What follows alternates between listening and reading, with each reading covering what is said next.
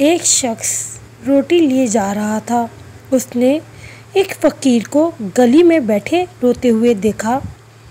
उसे फ़कीर पर रहम आया और उसके करीब बैठकर रोने का सबब पूछने लगा।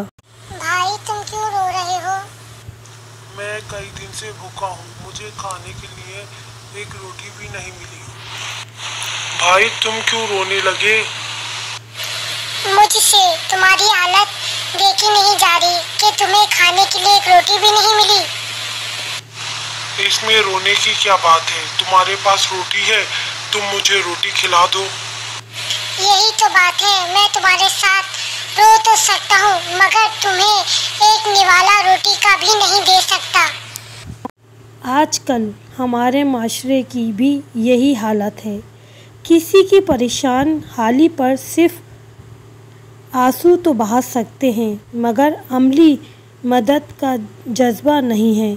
याद रखें, सिर्फ वही आंसू काबिल कदर हैं जिनके साथ जज्बा हमदर्दी भी हो, वरना ये सब आंसू मगरमच्छ के आंसू हैं।